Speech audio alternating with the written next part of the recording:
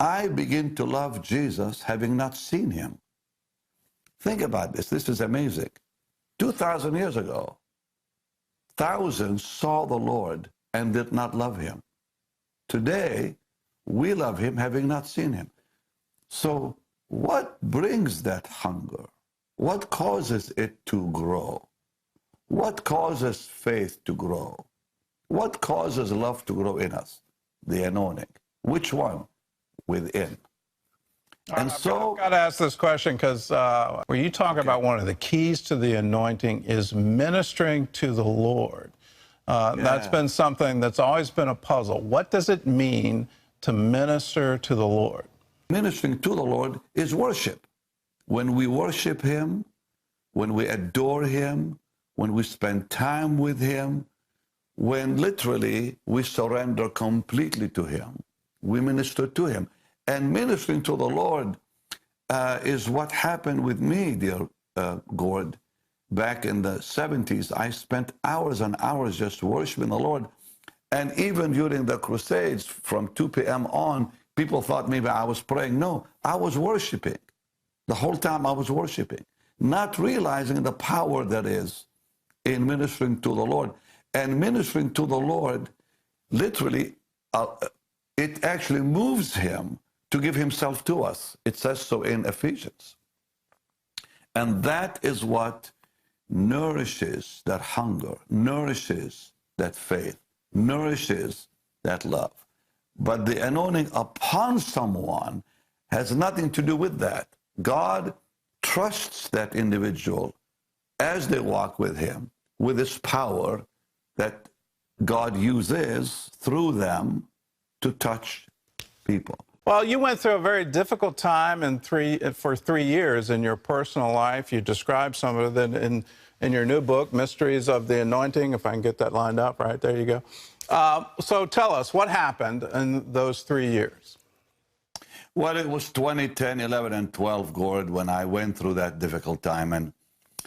And I, of course, continued ministering. And what was amazing to me is my personal life was struggling. But the anointing in the meetings did not weaken or diminish. And I would go home wondering why God would use me in those meetings that I had during those 3 years, and yet my own life spiritually was struggling. And then I came to the conclusion that the anointing on my office had nothing to do with my life. And so I began a search through the scriptures. And I want to know everything God said about the anointing. And to my amazement, I discovered that every one of us as believers has an anointing within that we received at salvation that has nothing to do with the anointing that comes upon us when God uses us. And to my shock, you know, I knew some of that, but I just never really looked into it like that. But to my shock, I discovered it's actually possible for someone to be used of God and have a demon like Saul. It's possible for someone to be anointed for ministry and be involved in witchcraft like Balaam. And so I began looking at what does the Bible really say about the anointing. And to my amazement, I found 3 main rivers of what I call of the anointing. One, for your personal walk, which is in your life. Second, one that comes upon you, not in you, but upon you when God uses you. And then it lifts when God is done using you. And 3, an anointing that is only used rarely, really, upon nations rather than people. And the anointing of 1 John 2:27 was really an amazing, eye-opening experience for me when I began studying it. And I saw similar scriptures that talk about the anointing within. And so in 1 John 2:27, dear God, it talks about the anointing that abides in you, rather than the anointing that comes and goes on you, you know. So as I began looking at that verse, and then it just kind of expanded to more and more, is John was writing to the church at that time because there was a heresy going around where people were believing Jesus was not the Son of God and did not come in the flesh. And John writes and says, the anointing that abides in you will tell you the truth. You will know the truth by it. You don't need anyone to teach you, but that anointing which is in you teaches you all things. Well, he didn't mean that the anointing within us will teach us everything about the Bible. He was simply saying that the anointing in your heart will reveal to you who Jesus is in your life, that he is the Son of God. He did come in the flesh. And as you look at the scriptures, it talks a lot about the anointing within you, like God is able to do exceeding abundantly above all we ask or think according to the power that resides in us. Well, that power that resides in us, very few people talk about. So when people talk about the anointing, they're thinking ministry. They're thinking someone anointed to preach, anointed to pray for the sick, and so on. But the most important anointing is the one in people's lives, which has to be nourished. And the way to know it's there, like, example, I've been ministering the gospel now, goodness, 48 something years, and I've had the anointing come upon me many, many, many, many times in different meetings and crusades. And when I am done, it lifts. And it affected my physical body. It affected my emotions.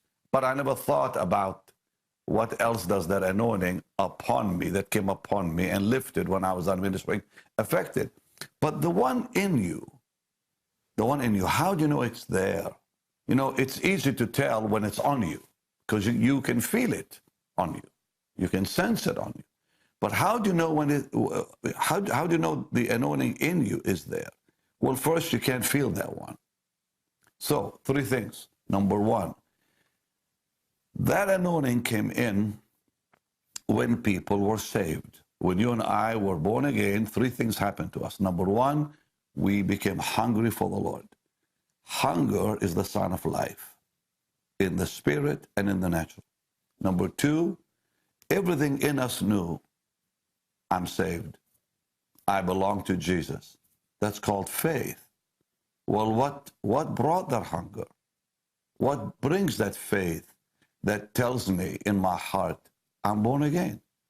I don't have to read a book to know that. I don't have to watch a TV program to be convinced. No angel comes and says, you're saved now. I just know it by the Spirit. It's a witness by the anointing. And thirdly, I begin to love Jesus having not seen him. What does it mean to minister to the Lord? And that is what keeps the anointing within alive. I'm not talking about the one upon you, the one in you. Ministering to the Lord means, like Samuel in 1 Samuel chapter 3, minister to the Lord, not for the Lord. You cannot minister for the Lord till you minister to the Lord. And he ministered to him and changed the whole nation of Israel when he was young. Think about in Acts 13, they were ministering to the Lord, and Saul of Tarsus was called as he was ministering to the Lord. So the Lord did not call him while he was on the road to Damascus. He called him while he was ministering to him. And ministering to the Lord is worship. Right. But well, Benny, we're running out of time. I got to promote the book because there's obviously whole chapters here that you haven't even touched. It's Benny's book. Yeah. It's called Mystery of the Anointing. It's available wherever books are sold. My friend, thank you so much for being with us. A pleasure. Thank you.